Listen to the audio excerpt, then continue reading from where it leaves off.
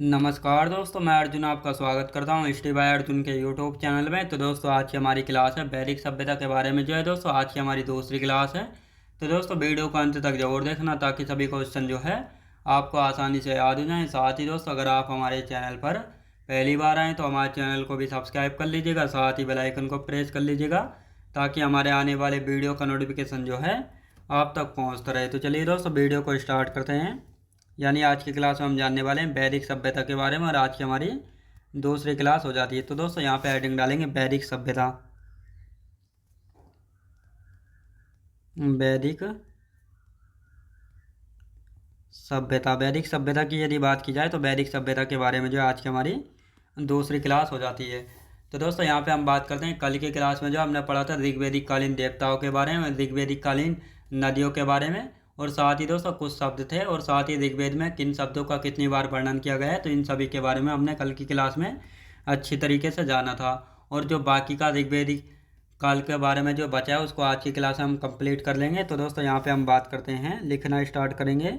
जैसे ऋग्वेदिक काल के समय जो है समाज कैसा था, पितृसत्तात्मक था, और इस समय बाल विवाह होता था, नहीं होता था, विधवा पुनर्विवाह होता था, केवल देवर के साथ शादी कर सकती थी, सती प्रथा नहीं थी, जाति व्यवस्था थी लेकिन कर्म आधारित थी। तो इन सारी थ्योरीज को, यानी जो कुछ पॉइंट बचे हैं इनको लिख लेते हैं, फिर एक साथ इनका रिवीजन कर लेंगे। तो दोस्तों, यहाँ पे हम बात करते हैं समाज की। यानी यहाँ पर समाज कैसा था, पितृसत्तात्मक था।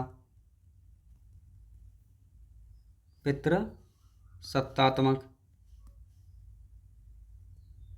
पितृसत्तात्मक जो है यहाँ पे समाज था। क्या यहाँ पे जो है बाल विवाह होता था? बाल विवाह नहीं होता था, याद रखें दोस्तों, नहीं होता था। अब यहाँ पे बात करते हैं दोस्तों सती प्रथा। सती प्रथा की यदि बात करते हैं तो इस समय सती प्रथा होती थी? तो नहीं होती थी। अब यहाँ पे हम बात करते हैं दोस्तों विधवा पुनर्विवाह। विधवा पुनर्विवाह, विधवा पुनर्विवाह की यदि बात की जाए तो देवर के साथ शादी कर सकती थी, देवर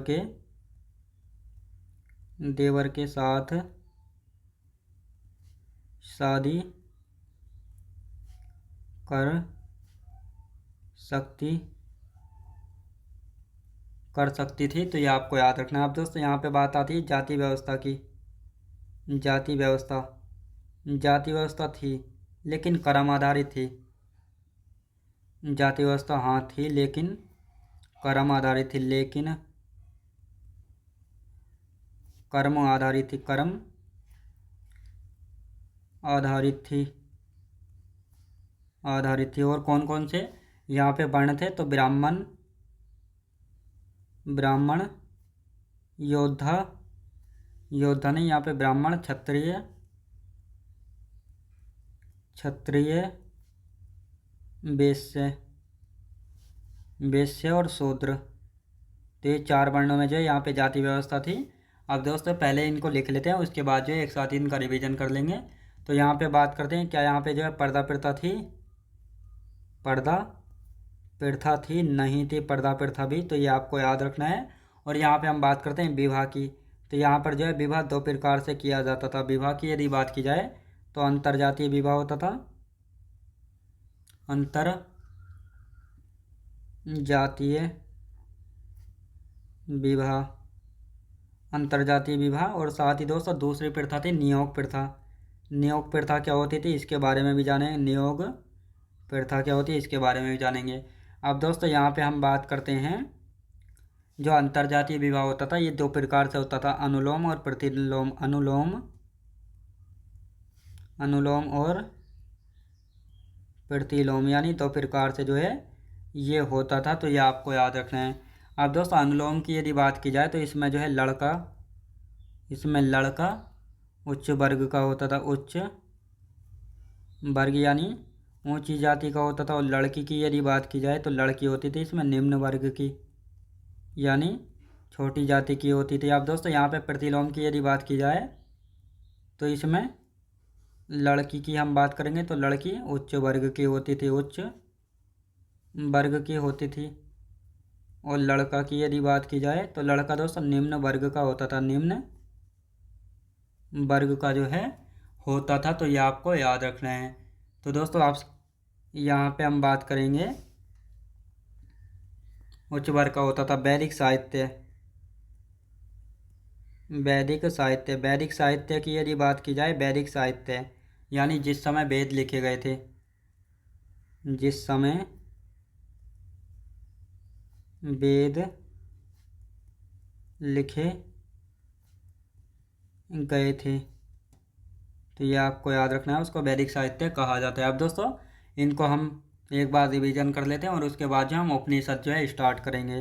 तो यहाँ पे हम बात करते हैं दोस्तों, यानी वैदिक सभ्यता में समाज कैसा था, पितृसत्तात्मक था, यानी घर का मुखिया पिता होते थे और घर परिवार में बड़ा फैसला लेने का अधिकार पिता को होता था। क्या इस समय बाल विवाह होता था? नहीं होता था। सती प्रथा? नहीं। सती प्रथा क्या होता है दोस्तों, पहले क्या होता था, जब कोई स्त्री यानी कोई स्त्री का हस्बैंड यानी पति खत्म हो जाता था, उस स्त्री को भी जो है अपने पति के साथ अपनी जान देनी पड़ती थी, यानी चिता पर बैठकर अपने आप को सती करना पड़ता था। तो ये होता था सती प्रथा। विधवा पुनर्विवाह की यदि बात की जाए तो देवर के साथ शादी कर सकती थी। जाति व्यवस्था की बात की जाए तो यहाँ पर जाति व्यवस्था हाँ थी, लेकिन कर्म आधारित थी, यानी ब्राह्मण, क्षत्रिय, वैश्य और शूद्र। तो दोस्तों ब्राह्मण का काम होता था शिक्षा देना, क्षत्रिय का काम होता था रक्षा करना, और साथ ही वैश्य का काम व्यापार करना, और शूद्र जो है हाथ का श्रमिक होता था। तो ये आपको याद रखना है, यानी शूद्र का काम होता था इन तीनों की सेवा करना। तो ये कहा गया है। तो दोस्तों अब जो ये इनके कर्तव्य हैं ये कहाँ पर लिखे गए हैं, तो ये इनके जो कर्तव्य हैं ये धर्मसूत्र में जो है लिखे गए हैं। कहाँ पे दोस्तों? धर्मसूत्र में जो है लिखे गए हैं। अब यहाँ पे कहा गया था, अगर कोई शूद्र है वह शिक्षा देने का काम करेगा तो ब्राह्मण हो जाएगा, अगर कोई क्षत्रिय है तो वह हाथ का काम करेगा, तो वह हाथ का कारीगर का काम करेगा तो वह क्या शूद्र हो जाएगा। और साथ ही दोस्तों अगर कोई वैश्य जो है शिक्षा देने का काम करेगा तो वह क्या हो जाएगा, ब्राह्मण जो है हो जाएगा। यानी यहाँ पर जो है कर्म आधारित जो है क्या थी दोस्तों, जाति व्यवस्था थी। लेकिन यही जाति व्यवस्था जो है उत्तर वैदिक काल आएगा, जब इसी का दूसरा भाग है उत्तर वैदिक काल, जिसका समय है दोस्तों 1000 BC से 600 BC तक। तो उस उत्तर वैदिक काल में जो है ये जाति व्यवस्था जो है जन्म आधारित हो जाती है। यानी अगर ब्राह्मण के घर में बच्चा पैदा होता है तो वह ब्राह्मण कहलाएगा, क्षत्रिय के घर में पैदा होगा क्षत्रिय, और वैश्य के घर में पैदा होगा वैश्य, और शूद्र के घर में पैदा होगा तो शूद्र कहलाएगा। यानी उत्तर वैदिक काल में जो है जाति व्यवस्था जन्म आधारित जो है हो जाती है। तो इसके बारे में अच्छे से हम उत्तर वैदिक काल में पढ़ेंगे। क्या यहाँ पर जो है पर्दा प्रथा थी? पर्दा प्रथा क्या होता है, यानी क्या होता है दोस्तों, दरअसल पर्दा प्रथा यानी जब लेडीज़ की नई नई शादी होती है तो अपने बड़ों का मान सम्मान करने के लिए जो है घूंघट निकाल लेती है, यानी अपने मुंह पर जो है पर्दा डाल लेती है घूंघट, तो उसी को पर्दा प्रथा जो है कहा जाता है। तो इस समय पर्दा प्रथा नहीं थी। विवाह की यदि बात की जाए तो दो प्रकार से विवाह होता था, अंतर्जातीय विवाह और नियोग प्रथा। अंतर्जातीय विवाह की यदि बात की जाए तो ये दो प्रकार से होता था, अनुलोम और प्रतिलोम। अनुलोम में क्या होता था, लड़का जो है उच्च वर्ग यानी ऊंची जाति का होता था और लड़की होती थी निम्न वर्ग की। प्रतिलोम की यदि बात की जाए तो इसमें लड़की जो उच्च वर्ग और लड़का निम्न वर्ग का जो है होता था। अब नियोग प्रथा क्या होती है? नियोग प्रथा में कहा गया है, अगर कोई स्त्री यानी किसी का विवाह होता था तो यहाँ पर पुरुष जो है बच्चा पैदा करने में सक्षम नहीं है, तो उस स्त्री को जो है दूसरे मर्द के साथ जो है संबंध बनाने होते थे, जब तक जो है पुत्र की जो है प्राप्ति नहीं हो जाए। और ये काम जो है अपने पूरे परिवार के, पति के, सबकी सहमति के द्वारा जो है किया जाता था। तो इसी को जो है दोस्तों क्या कहा जाता है, तो इसी को नियोग प्रथा जो है कहा जाता था। और ये सब जो है वंश को आगे बढ़ाने के लिए जो है किया जाता था। अब यहाँ पे हम बात करते हैं दोस्तों वैदिक साहित्य। वैदिक साहित्य की यदि बात करते हैं तो जिस समय वेद लिखे गए थे उसको वैदिक साहित्य जो है कहा गया। अब दोस्तों यहाँ पे हम बात करने वाले हैं किसके बारे में, उपनिषद के बारे में। तो उपनिषद की यदि बात करते हैं तो उपनिषद होते क्या हैं। उपनिषद की यदि बात करते हैं तो उपनिषद का अर्थ होता है दोस्तों गुरु के समीप बैठकर शिक्षा प्राप्त करना।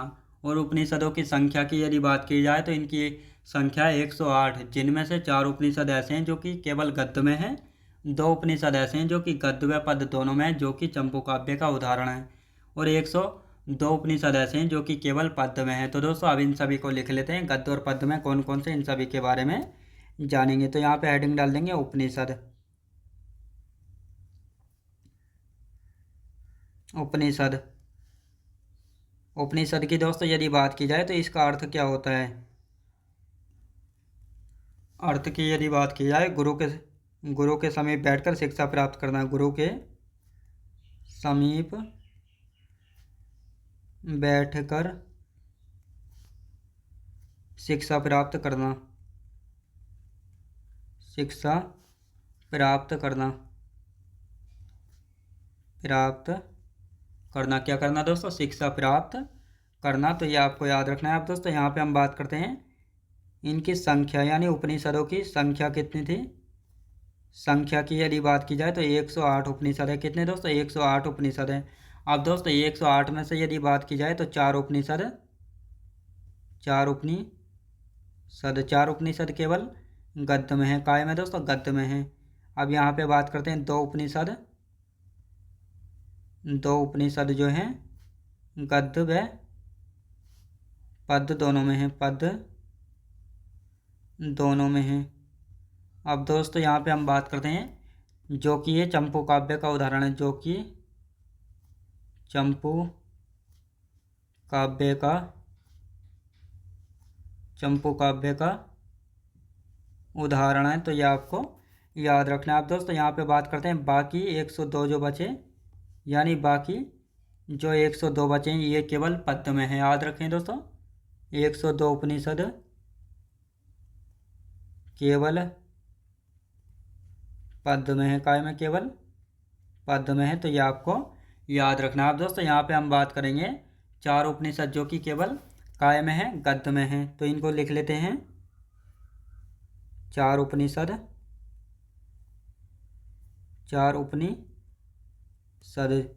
जो कि केवल काय में है दोस्तों, केवल गद्य में है।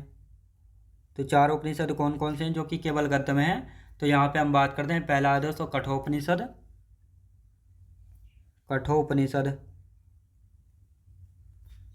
कौन से, कठोपनिषद। और यहाँ से जो है दोस्तों क्या लिया गया है, यहाँ से लिया गया है यम नचिकेता संवाद, यम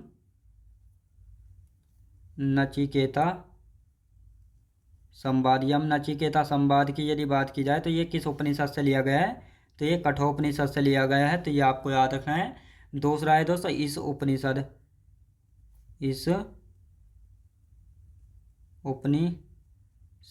उपनिषद की यदि बात की जाए तो तीसरे की यदि बात की जाए, तीसरा कौन सा है दोस्तों, तीसरा है श्वेतांबर उपनिषद, श्वेतांबर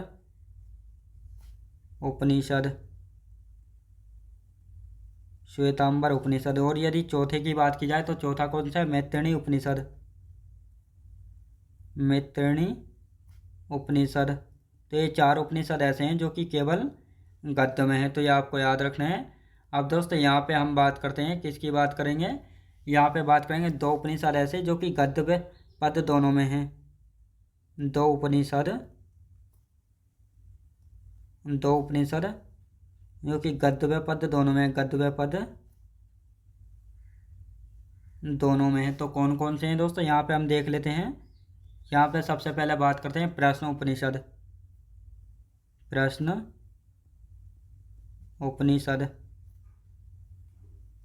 उपनिषद हो गया। और दोस्तों यहाँ पे हम बात करते हैं कैन उपनिषद।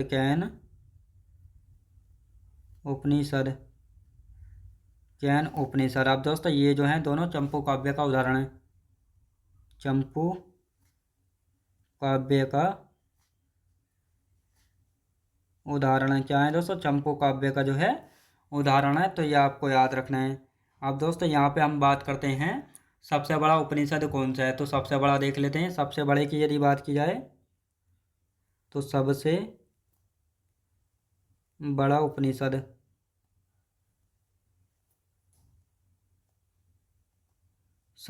उपनिषद की यदि बात की जाए तो कौन सा है दोस्तों, बृहदारण्यक उपनिषद। बृहदारण्यक उपनिषद की यदि बात की जाए तो ये सबसे बड़ा उपनिषद है। अब यहाँ से जो है दोस्तों कौन कौन से संवाद लिए गए, गार्गी और याज्ञवल्क्य के संवाद, गार्गी मैत्रेयणी और कात्यायनी का संवाद, साथ ही तमसोमा ज्योतिर्गम्य जिसका मतलब है अंधकार से प्रकाश की ओर। ये तीनों संवाद जो है कहाँ से लिए गए, बृहदारण्यक उपनिषद से लिए गए हैं जो कि सबसे बड़ा उपनिषद है। ये संवाद पे है जो है पूछे जाते हैं। तो लिखेंगे दोस्तों गार्गी और याज्ञवल्क्य संवाद,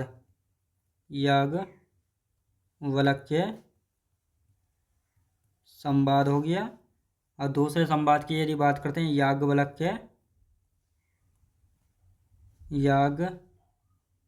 वलक्य, याज्ञवल्क्य, मैत्रेयी, मैत्रेयी, मैत्रेयी और कात्यायनी का संवाद, कात्यायनी का संवाद। तो ये दोनों कहाँ से लिए गए हैं? और साथ ही दोस्तों तमसोमा ज्योतिर्गम्य, तमसोमा ज्योतिर्गम्य, ज्योतिर्गम्य। तो दोस्तों ये कहाँ से लिया गया? ये लिया गया है बृहदारण्यक उपनिषद से। अब दोस्तों इसका अर्थ क्या है? अंधकार से प्रकाश की ओर, अंधकार से प्रकाश की ओर, प्रकाश की, अंधकार से प्रकाश की ओर। तो ये आपको याद रखना है। अब दोस्तों यहाँ पे हम बात करते हैं सबसे छोटा उपनिषद कौन सा है। सबसे छोटा उपनिषद, सबसे छोटे उपनिषद की यदि बात की जाए तो सबसे छोटा उपनिषद कौन सा है? यहाँ पे हम बात करते हैं मांडूक्य उपनिषद, मांडूक्य, मांडूक्य उपनिषद। तो ये दोस्तों सबसे छोटा उपनिषद है, तो ये आपको याद रखना है। अब दोस्तों यहाँ पे हम बात करेंगे सबसे पुराने की, सबसे पुराना, सबसे पुराना उपनिषद, सबसे पुराने उपनिषद की यदि बात की जाए छांदोग्य उपनिषद, छांदोग्य उपनिषद। अब यहाँ पे बात करते हैं दोस्तों मुंडक उपनिषद के बारे में, मुंडकोपनिषद।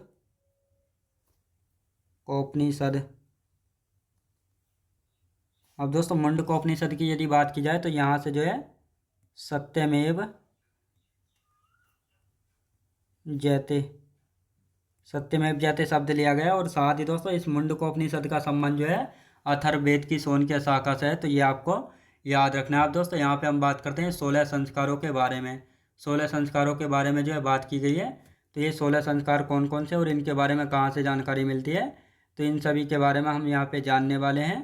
तो सबसे पहले आप दोस्तों यहाँ पे लिखना स्टार्ट करते हैं 16 संस्कार। लिखेंगे दोस्तों 16 संस्कारों का वर्णन, 16 संस्कारों का, 16 संस्कारों का वर्णन, वर्णन। व्यास स्मृति, व्यास स्मृति, व्यास स्मृति, मनु, मनु स्मृति और धर्मशास्त्रों में मिलता है, धर्म शास्त्रों में मिलता है। अब दोस्तों इन 16 संस्कारों के बारे में एक एक करके पहले इनको थ्योरी में लिख लेते हैं, फिर एक एक करके इनके बारे में अच्छे से समझेंगे कि मनुस्मृति ये होता क्या है। यानी मनुस्मृति में इनका जो है वर्णन मिलता है, जैसे गर्भाधान संस्कार, पुंसवन संस्कार, सीमांतोन्नयन संस्कार, इन सभी के बारे में जो है जानेंगे। तो अब दोस्तों इनके बारे में जो है एक एक करके लिखना स्टार्ट कर दें। तो यहाँ पे हम लिखेंगे पहला संस्कार। तो पहले संस्कार की यदि बात की जाए तो पहला है दोस्तों गर्भाधान संस्कार। कौन सा? गर्भाधान संस्कार। कौन सा? गर्भाधान संस्कार मनाया जाता है। और यदि दूसरे की बात की जाए पुंसवन संस्कार, पुंसवन संस्कार। कौन सा दोस्तों? पुंसवन संस्कार मनाया जाता है। और तीसरे की यदि बात की जाए सीमांतोन्नयन, सीमांतोन्नयन संस्कार जो है, सीमांतोन्नयन संस्कार मनाया जाता है। और यदि बात करते हैं चौथे की जात कर्म संस्कार, जात कर्म संस्कार जो है मनाया जाता है। अब दोस्तों आते हैं नामकरण संस्कार, नामकरण संस्कार, जब बच्चे का नामकरण किया जाता है। अब दोस्तों यहाँ पे हम बात करते हैं निष्क्रमण संस्कार, निष्क्रमण संस्कार, निष्क्रमण संस्कार। और साथ ही यहाँ पे हम बात करते हैं दोस्तों अन्न प्रसारण, अन्न प्रसान, अन्नप्राशन संस्कार, तो ये 7वां संस्कार है। अब दोस्तों 8वें संस्कार की यदि बात की जाए, चूणाकर्म संस्कार, चूणाकर्म संस्कार, चूणाकर्म संस्कार की। अब दोस्तों यहाँ पे बात करते हैं विद्या आरंभ संस्कार, विद्या आरंभ संस्कार, जब बच्चे को विद्या आरंभ करानी शुरू की जाती है। अब दोस्तों यहाँ पे हम बात करते हैं कर्णवेधन संस्कार,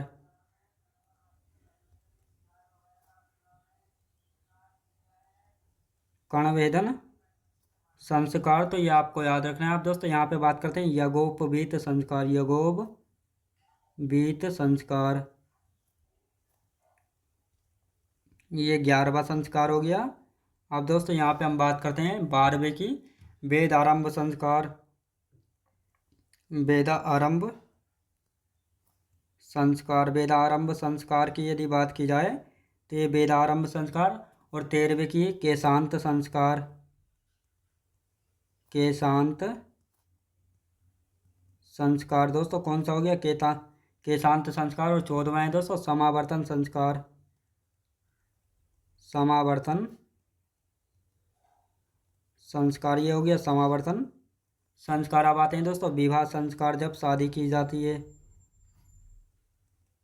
विवाह संस्कार हो गया। और यदि बात की जाए दोस्तों 16 की अंत्येष्टि संस्कार, अंत्येष्टि, अंत्येष्टि संस्कार, अंत्येष्टि संस्कार। तो दोस्तों अब इनका एक बार रिवीजन कर लेते हैं, फिर आगे की चर्चा करेंगे। तो यहाँ पे हम बात करते हैं दोस्तों उपनिषद से। उपनिषद की यदि बात की जाए तो उपनिषद का अर्थ होता है गुरु के समीप बैठकर शिक्षा प्राप्त करना, ये उपनिषद का अर्थ है। और साथ ही उपनिषद की संख्या की बात की जाए तो 108 उपनिषद है, जिनमें से 4 उपनिषद ऐसे हैं जो कि केवल गद्य में हैं, 2 उपनिषद ऐसे हैं जो कि गद्य व पद्य दोनों में हैं, जो कि चंपू काव्य का उदाहरण है। यानी जब कोई चीज़ गद्य व पद्य दोनों में होती है तो वह चंपू काव्य का उदाहरण कहलाती है। और बाकी के जो 102 उपनिषद हैं ये केवल पद्य में है। काय में दोस्तों, ये केवल पद्य में हैं।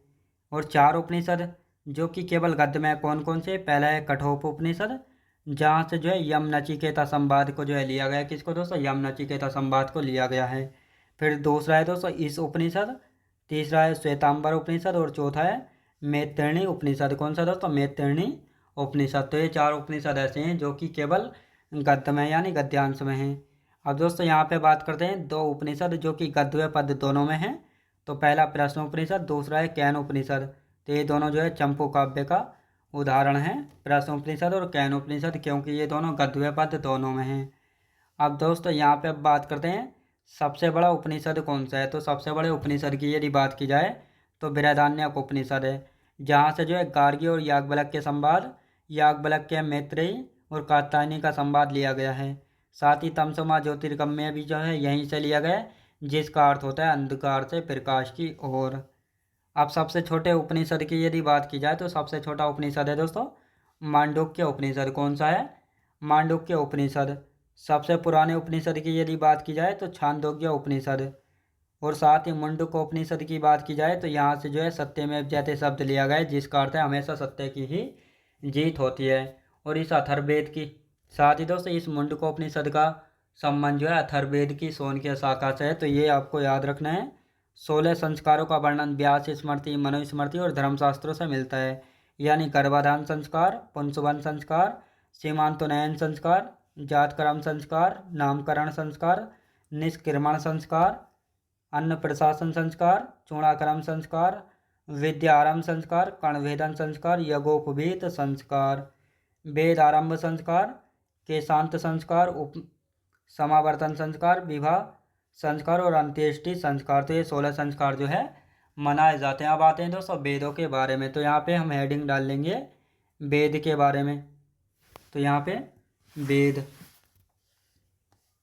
तो यहाँ पे हम बात करते हैं दोस्तों वेद। वेद की यदि बात की जाए दोस्तों, वेदों की संख्या कितनी है? 4 वेद हैं। कौन कौन से 4 वेद हैं? तो पहला है दोस्तों ऋग्वेद, पहला है ऋग्वेद। दूसरे की बात की जाए तो सामवेद, तीसरे की बात की जाए तो यजुर्वेद, और चौथे की बात की जाए तो अथर्ववेद। तो ये 4 वेद हैं। अब दोस्तों यहाँ पे हम बात करते हैं तो ये तीनों वेद जो है वेद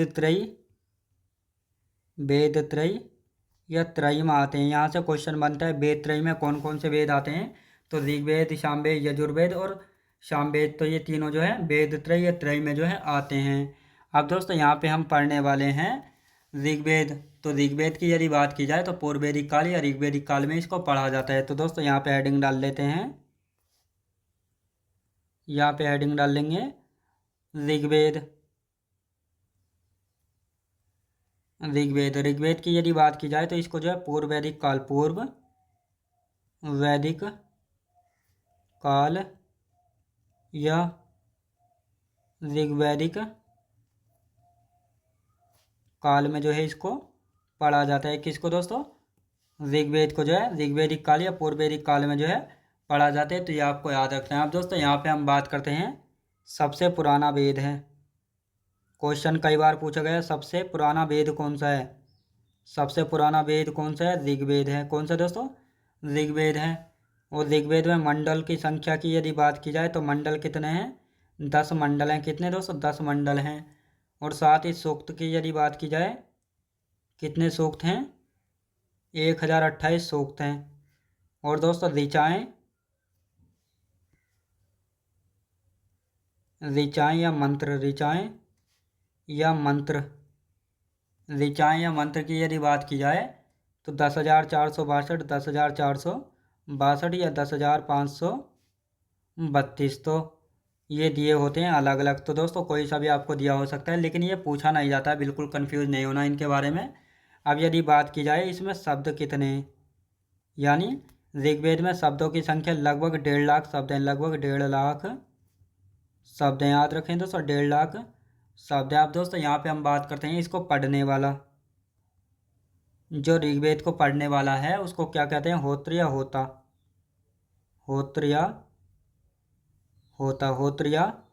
होता जो है कहा गया। अब दोस्तों इसके उपवेद की यदि बात की जाए, उपवेद क्या होता है? तो आयुर्वेद इसका उपवेद है। आयुर्वेद। अब दोस्तों यहाँ पे बात करते हैं सुश्रुत के अनुसार आयुर्वेद जो है अथर्ववेद का उपवेद है। सुश्रुत के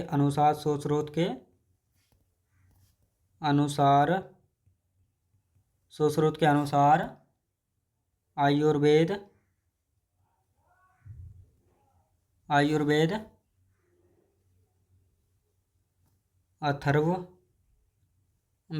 का उपवेद है। तो ये आपको याद रखना है। अब दोस्तों यहाँ पे हम बात करते हैं वेदों की यदि बात की जाए। दोस्तों वेदों की यदि बात की जाए तो वेदों की संख्या कितनी है? 4 वेद हैं, ऋग्वेद, सामवेद, यजुर्वेद और अथर्ववेद। और वेद त्रयी की यदि बात की जाए तो वेद त्रयी में 3 वेद आते हैं, ऋग्वेद, सामवेद और यजुर्वेद। ऋग्वेद, तो दोस्तों ऋग्वेद की यदि बात करते हैं तो इसको पूर्व वैदिक काल या ऋग्वेदिक काल में जो है पढ़ा जाता है। और सबसे पुराना वेद कौन सा है? तो ऋग्वेद है। मंडल कितने हैं इसमें? 10 मंडल हैं। सूक्तों की बात की जाए तो 1028 इसमें सूक्त हैं। ऋचा या मंत्र की बात की जाए तो 10,462 या 10,532 शब्द कितने हैं इसमें? 1.5 लाख शब्द हैं ऋग्वेद में लगभग। और इसको पढ़ने वाले को होत्र या होता कहा जाता है। और इसका उपवेद है आयुर्वेद। क्या है दोस्तों? आयुर्वेद। लेकिन सुश्रुत के अनुसार पूछा जाए तो आयुर्वेद किसका उपवेद है? अथर्ववेद का उपवेद है। तो ये आपको याद रखना है। तो दोस्तों आज की क्लास जो हमारी यहीं तक रहेगी, और इससे आगे का जो है कल की क्लास में हम इसके मंडलों के बारे में जानेंगे, और उत्तर वैदिक काल को जो है कल ही की क्लास में जो है शुरू करेंगे। तो दोस्तों मैं उम्मीद करता हूँ आपको वीडियो क्वालिटी, कंटेंट वगैरह सभी कुछ आपको पसंद आया होगा। पसंद आया तो लाइक, शेयर और सब्सक्राइब करना बिल्कुल भी ना भूले। साथ ही दोस्तों अगर आप हमारे चैनल पर पहली बार आएँ तो हमारे चैनल को भी सब्सक्राइब कर लीजिएगा, साथ ही बेल आइकन को प्रेस कर लीजिएगा, ताकि हमारे आने वाले वीडियो का नोटिफिकेशन जो है आप तक पहुँचता रहे। तो चलिए दोस्तों मिलते हैं नेक्स्ट वीडियोज़ में।